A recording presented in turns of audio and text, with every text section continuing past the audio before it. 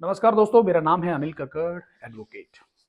एक बहुत ही ज़रूरी और लैंडमार्क डिसीजन अभी हाल ही में पंजाब और हरियाणा हाई कोर्ट ने दिया है, जिसमें उन्होंने कहा कि अगर कोई महिला अपने हस्बैंड से लीगल डाइवोर्स लिए बिना अलग रहती है, तो भी वह अपनी प्रेगनेंसी को टर्मिनेट कर सकती है, बिना अपने हस्बैंड की कंसेंट के।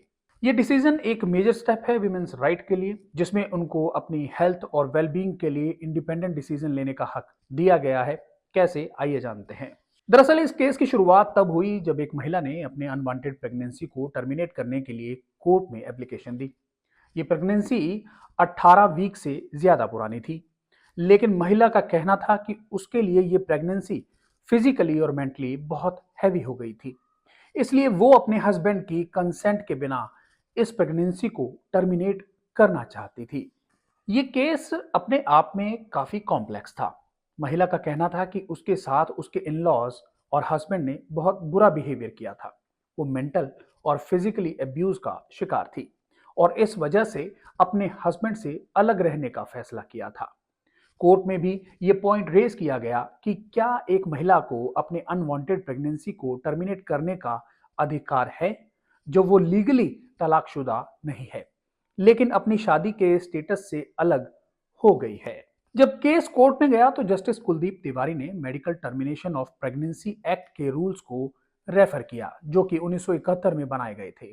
इन रूल्स के हिसाब से अगर कोई महिला कोई अनवांटेड प्रेगनेंसी है और अगर वो मेडिकली रिस्की हो सकती है, तो महिला को अपनी हेल्थ के लिए उसको टर्मिनेट करने का हक होता है। लेकिन ये भी जरूरी है कि प्रेगनेंसी एक सर्टन टाइम लिमिट के अंदर हो। ये जो टाइम लिमिट है वो जनरली 20 वीक्स तक होती है, लेकिन इस केस में महिला ने कोर्ट से रिक्वेस्ट की कि उसकी प्रेगनेंसी 18 वीक्स और 5 दिन पुरानी है और ये मेडिकल रीजन की वजह से टर्मिनेट करना बहुत जरूरी है, क्योंकि उसकी फिजिकल और मेंटल हेल्थ पे इसका बहुत ज्यादा बुरा असर पड़ रहा है। दोस्तों, अगर हम लीगल पर्सपेक्टिव से देखें तो medical termination of pregnancy act का रूल 3B ये कहता है कि अगर महिला की मैरिटल स्टेटस में कोई बदलाव हो जाता है, तो उसको प्रेगनेंसी टर्मिनेट करने का अधिकार है।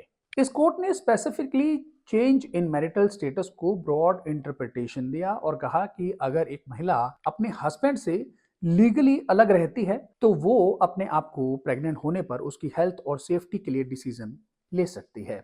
इस केस में जस्टिस तिवारी ने कहा कि विडोहुड और डाइवोर्स के टर्म्स सिर्फ एग्जाम्पल्स हैं और ये चेंज इन मैरिटल स्टेटस को रिस्ट्रिक्ट नहीं करती।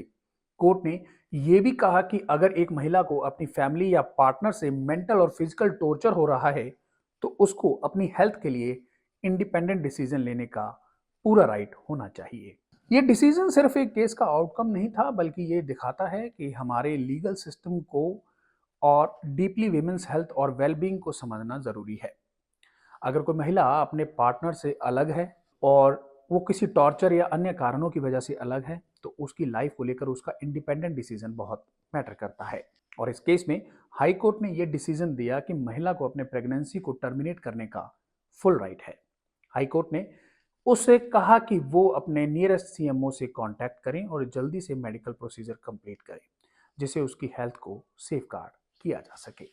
दोस्तों, कुछ लोग ये भी कह रहे हैं कि आज की दुनिया में जब हम विमेन एम्पावरमेंट की और जेंडर इक्वेलिटी की बात करते हैं, तो इस केस ने उस डायरेक्शन में एक इम्पोर्टेंट कंट्रीब्यूशन किया है।